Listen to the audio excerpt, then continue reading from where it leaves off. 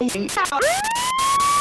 one of the hottest crimes sweeping across the country, Medicaid fraud. The target is not your average criminal. They are doctors, dentists, and other healthcare professionals, many unaware they might be accused of committing any violation of law, much less committing a crime. But in increasing numbers, those involved in the Medicaid system are facing tough scrutiny that can be difficult or impossible to predict. Gardier's Marshall Doak, named the top government contract lawyer in the country by Chambers, has represented hospitals and other healthcare providers involved in disputes with the government. There will always be errors and second guessing in Medicaid and Medicare billing because we have over 17,000 diagnostic and procedure codes and an additional 14,000 CPT and Level 2 codes for billing. The question is, can you convince a government auditor or investigator that your errors are accidental and not fraudulent? One of the top targets of the investigative net is pharmaceutical companies. Medicaid pricing is a complex area with often very gray laws.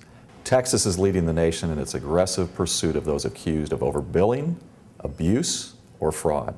Pharmaceutical manufacturers, pharmacy benefit managers, and pharmacies are under the microscope, facing massive investigations and being sued for hundreds of millions of dollars. Schering-Plough was hit with a $27 million settlement. Day Pharmaceutical settled with the state, paying out more than $18 million for deliberately falsifying price reports to the Texas Medicaid program. Baxter Healthcare paid $8.5 million to settle with the state. Texas has collected over $150 million in civil Medicaid fraud settlements for alleged improper Medicaid pricing. But Texas is moving beyond pricing. Texas has sued Merck for nearly $200 million associated with its Medicaid purchases of Vioxx, which it alleges was not safe and effective. Texas has sued Janssen, its parent company Johnson & Johnson, and others for over $100 million for alleged off-label marketing of their drugs to Texas Medicaid. Everyone from the U.S. Attorney to the Attorney General to the Department of Health and Human Services has beefed up enforcement and added teams of investigators, attorneys, and accountants to prosecute Medicaid fraud. We know what the future will be like in Texas. The state has announced that it has over 150 lawsuits filed under seal that it will soon begin prosecuting. The top 20 of those cases could recover $700 million for the state. We're here to announce the latest and the largest development in our statewide crackdown on Medicaid fraud. In addition to actions by the Attorney General, private lawyers are now representing the interest of whistleblowers wanting to recover big money by alerting the government to alleged violations of Texas Medicaid laws. A whistleblower is not the only one motivated by money to bring a Medicaid fraud claim.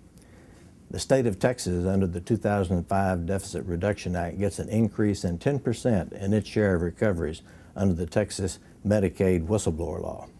Also, for the first time, federal Medicaid is now requiring 23-month in-house audits of Medicaid providers. State enforcement officials and the federal government are filing a flurry of criminal and civil charges, levying huge fines and throwing the worst violators in prison.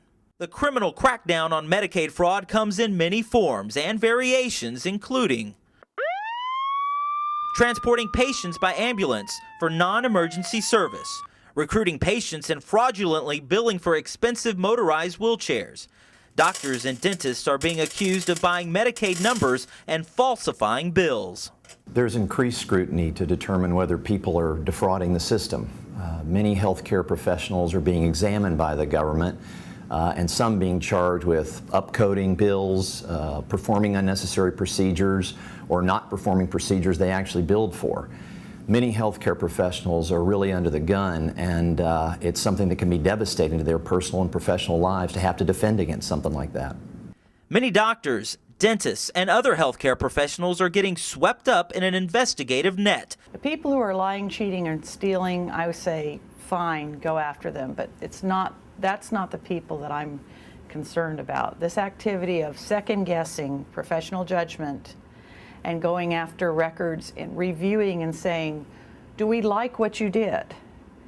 Maybe you could have done it a cheaper way, and that's criminal, or that's a violation of the civil Medicaid fraud statute. That's very disturbing. The 80th Texas legislature increased the Attorney General's criminal Medicaid fraud budget to $62.9 million in the 2009 fiscal year, increased the number of target investigations to 550 in fiscal years 2008 and 2009. Why the crackdown? The staggering cost of paying for the health care of the uninsured is eye-popping in state Medicaid programs across the country. Medicaid is the number 1 or number 2 budget driver in every state across America, costing an estimated $300 billion a year to insure those who cannot afford to pay. Gardier Austin executive partner Kim Yelkin, featured in Business Week's America's Premier Lawyers, identified the emerging trend, saying, since the government is spending so much money on Medicaid, billions and billions of dollars, the federal government and state governments across the country are cracking down on allegations of Medicaid fraud.